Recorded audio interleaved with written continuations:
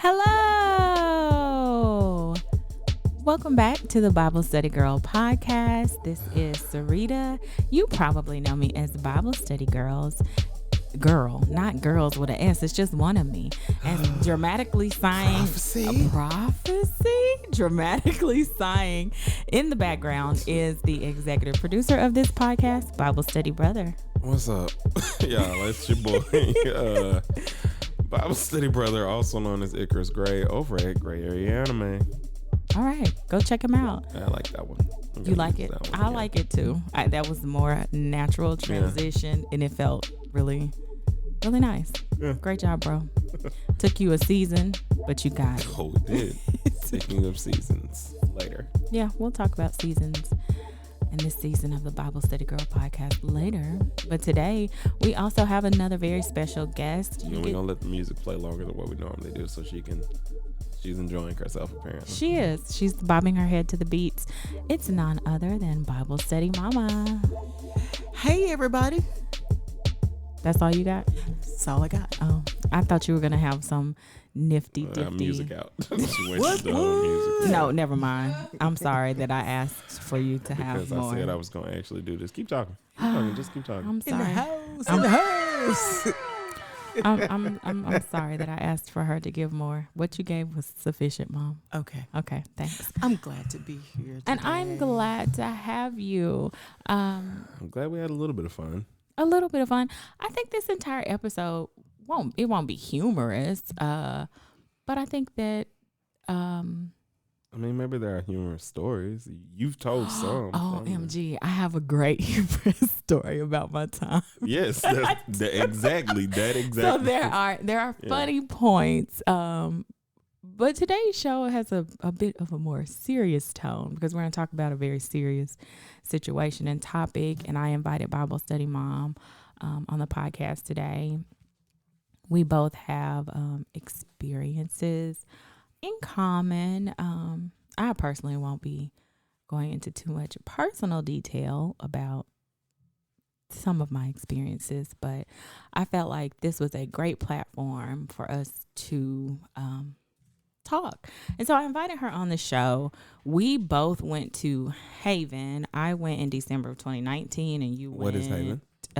In February 2020. February 2020.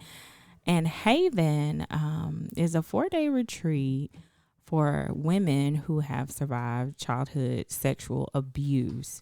And it was a great experience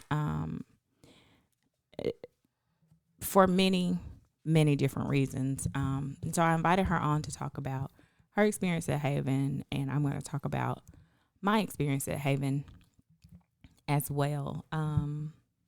I will start off by saying, though, I found out about Haven in October of last year. Our cousin was an ambassador for like a women's conference, and so she invited me to this women's conference. There was a death in the family, and then she wasn't able to attend, but I still went to the conference. And while I was there, there were a variety of vendors, and anybody that knows me knows that I love to shop. Shopping just gives me such joy. Absolutely.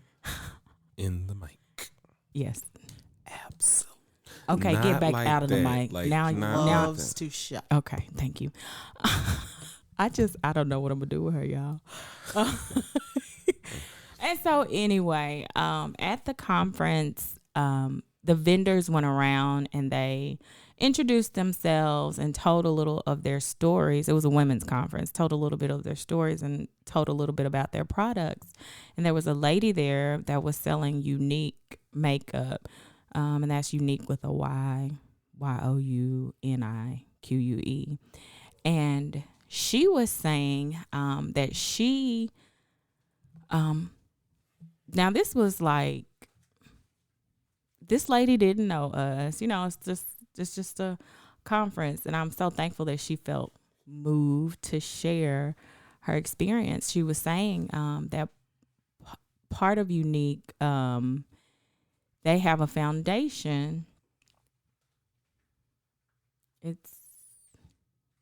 I probably should have the website, but anyway, part of Younique's foundation, they work on help. I guess one of the founder's wives, or she might be part of the founder herself. Anyway, she's a survivor of childhood sexual abuse. So she created a foundation that helps women deal with the trauma that results from childhood sexual abuse.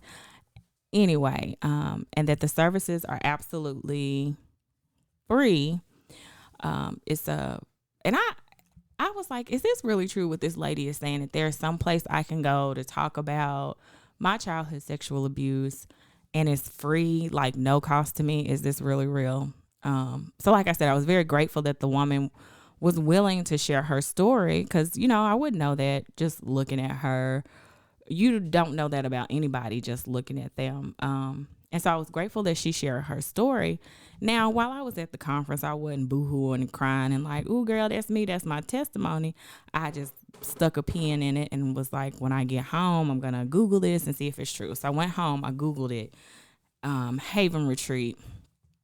It's called the Younique Foundation. Thank you so much, Bible study mama. So I went home, Googled it. I'm like, okay, it's saying that all you have to do is apply. You pay for your transportation there and back, but everything else is taken care of for you when you get there. And I was like, okay, I'll apply and see what happens. Typically, I think women have a very long wait to get in. Like I said, this is in October of last year that I found out this information. I applied. And in November, they were like, okay, we have an opening for you. You can come in December. And let me put a pin in this and say that Haven, they now have a location in Georgia and they have a location in Utah. I live in Little Rock, Arkansas. So the Georgia location is much closer, but the opening that they had was in Utah. Now, let me say, I have not ever had a desire to go to Utah. And in the past, you never wanted to see the Utah Jazz play a basketball game? Of course not. You know, I've only been to one professional NBA basketball game in my entire life. Go Rockets. Yeah, and that's just because I live. That's not my Houston. team, but that's Sarita's. It is my basketball team. We'll talk about my. Have we ever talked about my teams on this show? We will talk about my teams. I don't know why, but all right. You guys need to know which teams I'm rooting for in each professional organization. Oh my God! It's not necessary. It is necessary. It is. You're gonna love it. You're gonna love my reasoning. I think they will. So anyway, I never had a desire to go to Utah. Didn't know anybody in Utah. When I think of Utah, I just think of Mormons. But you know, I had to push past a lot of my reservations and a lot of my fears because I was really hurting. And that's my childhood sexual abuse is an area that I had not really addressed. We touched on it in therapy once, maybe twice, and it was too much for me. I was like, I can't handle this. So we need to kind of go on, talk about something else. I literally couldn't handle it. So I thought maybe going here, being around people that I didn't know at all, maybe it would be helpful for me. And that should give you a sense of just how desperate I was. The fact that I was willing to, as a Black woman, to go off into the mountains of Utah. Because like the description says, like, you won't have cell service. As a Black woman, my thought process is, get out. Yes, they could kidnap me, do something crazy to me. But at this point, I'm so desperate that, hey, you know, what's worse, dying or continuing to walk around in this life dead? Really, it's like, what are your options? So I told them, yes, I'm coming. Now, here's the other thing. I had, my failed engagement last year. We had, Bible study mama was gracious and provided me a loan for some honeymoon flight tickets. And the wedding canceled. So I have these airline credits. So that is why I had enough money to get my flight to Utah on short notice. So I had enough money to get to Utah. I had enough money for one night in a hotel because I was flying there on the day that the retreat started. But I was going to have to spend the night the retreat ended. So I needed enough money for one night in a hotel. So I had enough money to get all that stuff done. Long story short, the Lord provided. He made a way. He was like, girl, go. I am self-employed. Well, I was self-employed at the time. Now I'm somebody's employee. Help me, Jesus. Anyway, I was self-employed at the time. And so just with everything going on, I had to make a choice. Girl, do you want to continue to work and work and work and not be well and be whole? Or do you want to go somewhere and get some help? Part of my struggle was I'm going to be missing out on this money from work. But then the other part was like, you are not whole. You are not healthy. You are not functioning in a healthy way. So you need to go and get some help. What did you think, Bible study mama, when I told you that I was going off to Utah with people you didn't know that I didn't know for 4 days? I think a part of me was anxious, but the other part of me was glad that you were going to be able to get the help that you needed. Because I remember when we went to the session at our psychiatrist, it was devastating to me, and I knew that you needed to go and get help. Mm-hmm. So, did you have any thoughts, Bible study brother, about me going off into the wilds, in the wilderness? Anytime you try to go get help anywhere, I'm like, yes, go do. Okay. My support for you is different. Like if you say, I need help, and you're like going to go do something, I ain't never been like, I don't know. Like I might share some of your jokes about it because that makes us both more comfortable about whatever it is that we're talking about.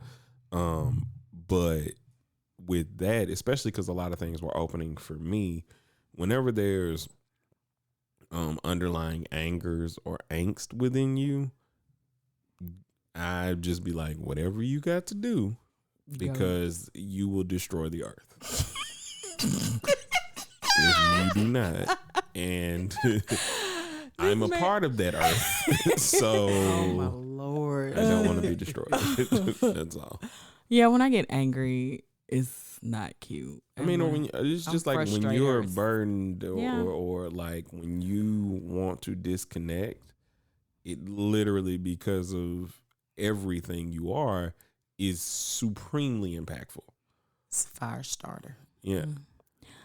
And so can we reiterate too that it is I'm going in December and I'm going into the mountains of Utah. It does not get that cold here in Arkansas. So I had to go, like I'm borrowing winter apparel from my mother because she's always, she lives life like it is Utah. And it's not in Arkansas, and it's never been that in Arkansas. But, she always gets so cold. So I was like, I know the person that has. Like, we may have hit negatives, like, on some years. Random day.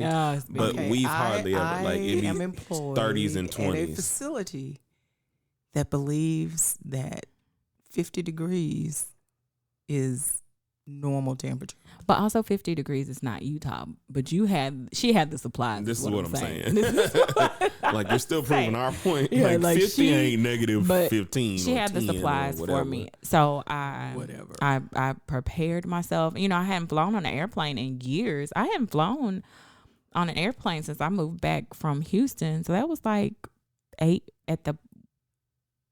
years ago. I got you beat.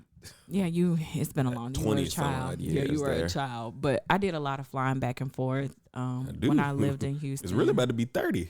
Yeah, he hasn't flown since we had our first flight. He's lived a different life than me, sister. I get on those planes. We drives. Yeah, The reason we drive, and we're getting off topic here, but the reason that we drive a lot is because I want to be able to see. I get it. The country, I do too. So what I'm okay, saying is, it had been a long time since I had been on an airplane. The last time I got on an airplane, I needed a seatbelt extender. And that was another reason I really don't like to fly anymore. Because, like, girl, you have gotten way too big. If you have to be the big girl that's like, excuse me, flight attendant lady, can you? Extend. So anyway, long story short, the day is fastly approaching. I'm not telling anybody really that I'm going to Utah because they're going to ask why. This is weird. This is random. It's not planned, you know. So yeah, that was weird for me. And also I had just really in September of last year is when I started writing BibleStudyGirl.com blogs every day. So I'm going to be in the mountains for 4 days. How, you know, if this is your assignment and your call on my life, how is this then going to work? So before I left, I was writing on the plane. I was trying to figure out how to schedule posts because I didn't want to miss a day while I was off trying to get help.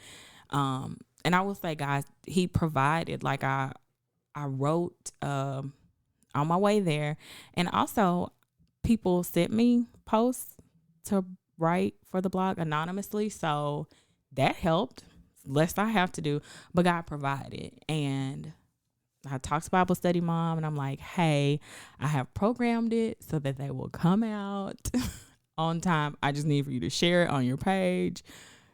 It'll be good. It'll be fine. Everything's going to be great. So she agreed to that. So you forget one little thing. What? You had also received a little animal. Oh, I forgot. Before, another reason I was hesitant is because I had my lovely cat, the love of my life, Fitzgerald. And although cats are pretty independent, they still need to be fed. He has a water fountain. I forgot about my fit schedule. He has a water fountain. And I think I thought about having Bible Study Brother go over and give him some food every day. Didn't think I did. No, you didn't. She kept, but where were you? She probably made you go like touch him. I think you went and touched him every day because she wasn't touching him. This must have been another time where I had to get up and feed him. No. You never had to feed him. Not here. There was another time where you went out of town where I had to get up in the morning and feed him. That's all I'm talking about. All right, there we go. He lived with me and he slept in the bed with me. I remember this. He did not sleep in the bed with you. Yes, he did. You let him sleep in the bed with you? I let him sleep in the bed with me. I feel like this is a lie from the pits. It is not. Because I think you said you closed the door because he had his bed or something there. No. He slept with me every night. I think I allowed him because that's how she had conditioned him, and I didn't want it not to be that way. Do you remember this story? Does this seem like a true story? I believe it's a true story. It's a true story. She was I traumatized. never had to touch him though. She was traumatized. I would use the blanket or something and push him out of my way. Or if he got too close to me while I was sleeping, I would get up out of the bed and go walk away for a little while and then get back in the bed and just kind of shoo him off to the side because he liked to cuddle. And I was like, he's a nighttime cuddler. No, sir. See, I told her, I thought you left the door closed the first night. No. You were nice to him? That's nice. I thought I could swear you left the door closed the first night. Didn't.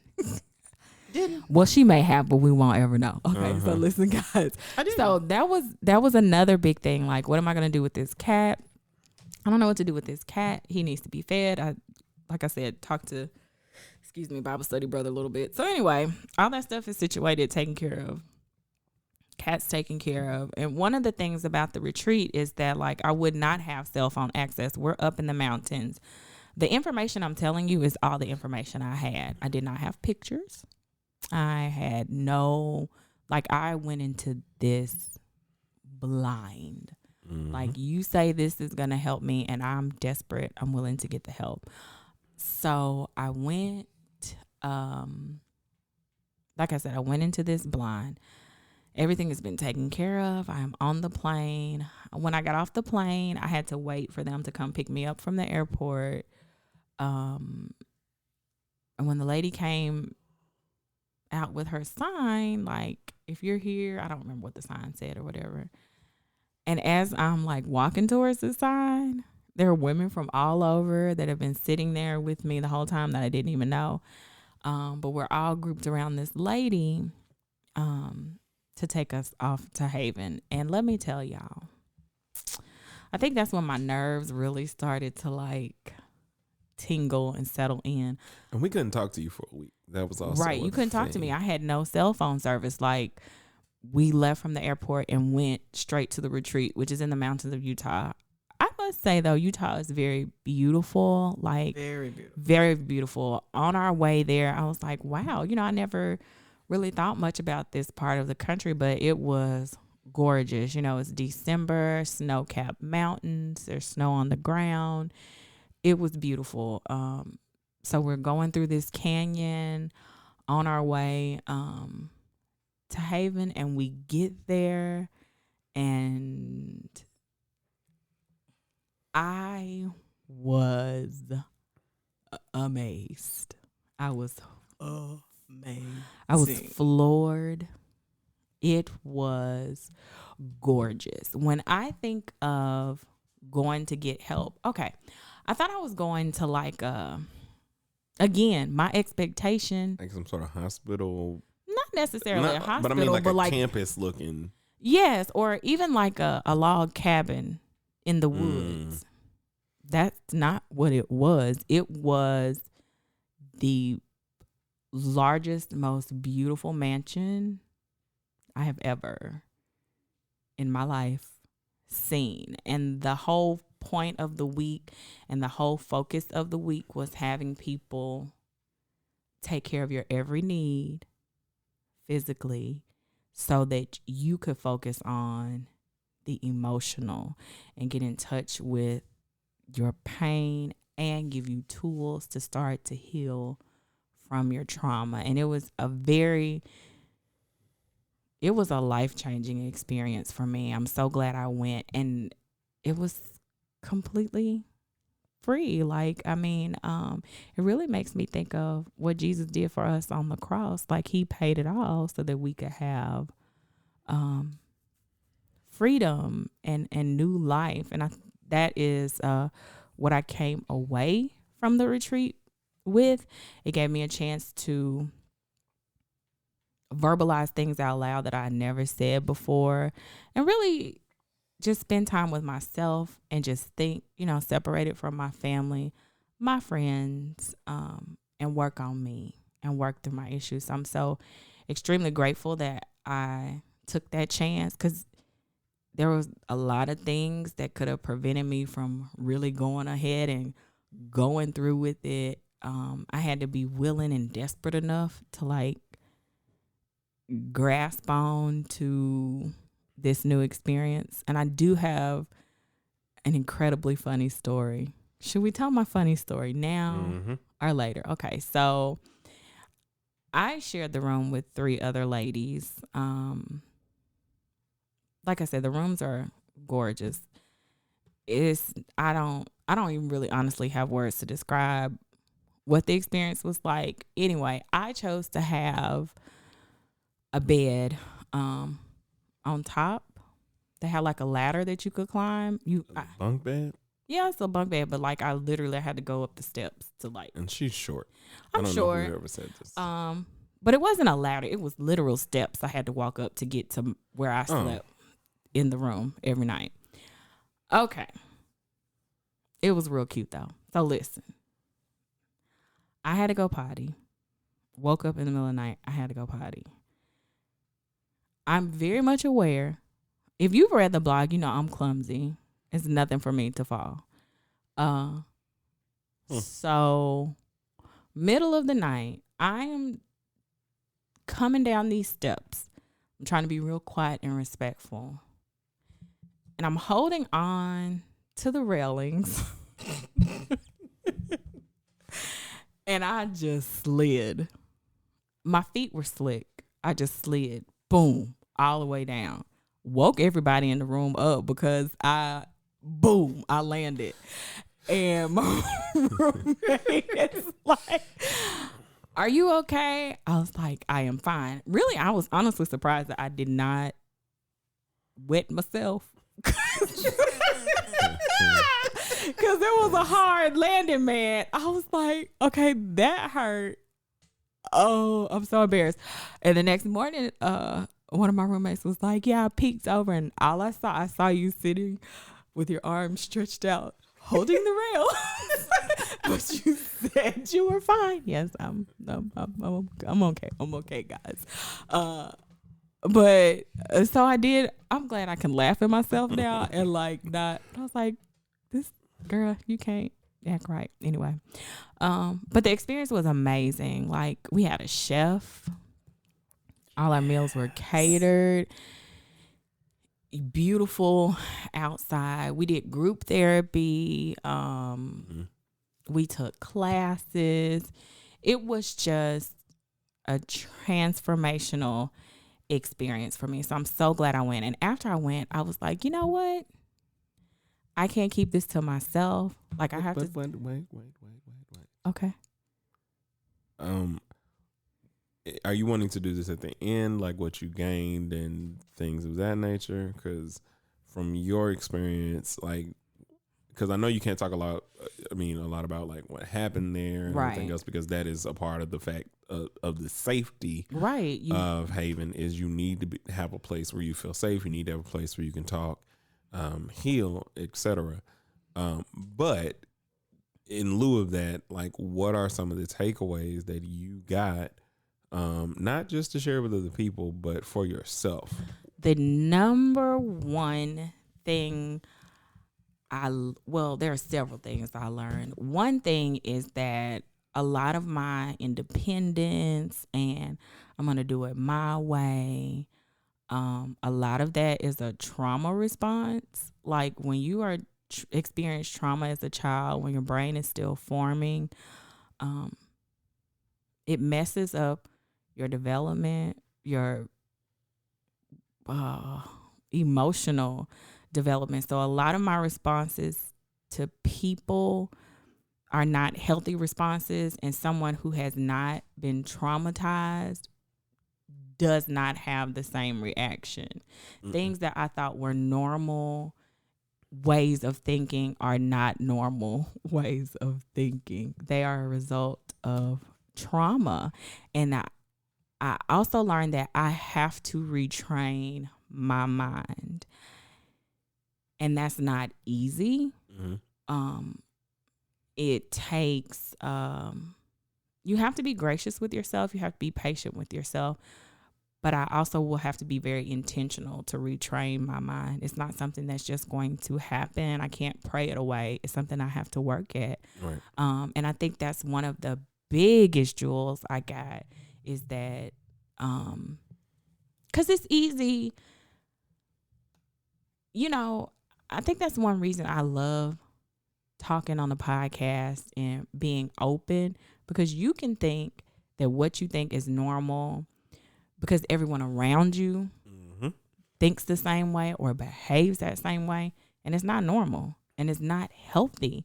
But because you don't talk to other people, you don't expand your circle, you don't know that you're living a toxic life. And so I think, like I said, just learning that I react from a place of trauma most of the time, it was very helpful for me. And so I have to be very intentional about moving beyond that and past that. So that was one of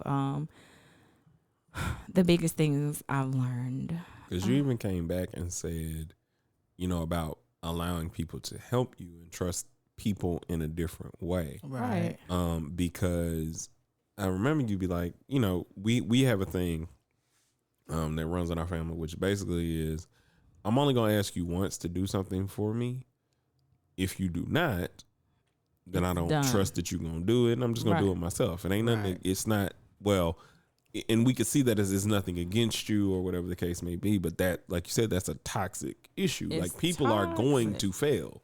Like it's just inherent in people's nature. And even though I know that about myself, like I said, it is something that I have to work on. I'm not fully at the place where I let everybody help me. And it's crazy because just this week at work, I had to test a kid. And so I was gathering testing materials. The kid is beside me. And like one of the tests is in a big bulky box. And I gave him the protocol to hold because it's a piece of paper and you can hold a piece of paper while I get all this other stuff together. And my coworker's coming out of her office and she was like, do you need help? And I was like, no, I got it. I'm fine. And then the next thing I said was, you know what? That really literally makes no sense. I need to learn to let people help me. I was like, I'm literally saying this to her. I'm working on letting people help me. Because you asked me if I need help. Clearly I do. I'm just used to doing it for myself. So, yeah, that was one of the most important things. So I think we can. Yeah, you can do your thing now. So I'm going to talk to Bible Study Mama about her experience some, but we're going to talk about that on the next podcast. So hopefully you guys got some. Well, you can finish your statement of, I went and I thought it was so good that I didn't want to keep it to myself. I came and shared. Yeah, I thought it was so good. I did not want to keep it to myself. I did not. So I made a post about it on Facebook. I was very vocal. Of course, that led to some blowback, like from my biological father. We got into a whole. He was outraged that he left me in the care of my mother and this happened to me. Now, mind you, we're not going to talk about my daddy and what he did. We did daddy issues. Yeah, we did daddy issues. Y'all can go listen to them. But like it was. We do need to do an update at some point though. Okay. So it was like, okay, here I am. Sorry, y'all. Ow. You all right? Yeah. Do you need help? I have a nurse here. Okay. You good? Okay. Okay. Off duty. Never. You are always on. I was going to say, you mean you've been off duty your whole life. Ever. You used to be on duty at church. Remember when you used to have the nurse's uniform on and the white hat? You remember that? I remember that. I remember that. Or like when she would have to go in the eye. Somebody, Beverly. Come on. Someone's passed out. Yeah, somebody's hurt. You better come over here. Anyway, so you're never off duty. What was I saying? So I had a lot of blowback, a lot of, even, I'm in a place where I'm trying to get healing. Mm-hmm. I'm trying to be whole. And you're worried about seeking justice for the things that happened to me when I was a child and telling me that if I don't tell you who violated me, then that must mean I wanted it. That must mean I liked it. Sir, I rebuke you in the name of Jesus. That's all I got to say about that. But I think that is probably a lot of reason why people don't want to disclose or say that something happened to them that was traumatic, because you get those kinds of reactions. So, well, because then at that point, instead of it being, well, how does she feel? How is she interpreting this? This is how I would handle the situation. This is my interpretation. And if you do not do the things that are within my interpretation, then you are incorrect. And you are dealing with your trauma incorrectly.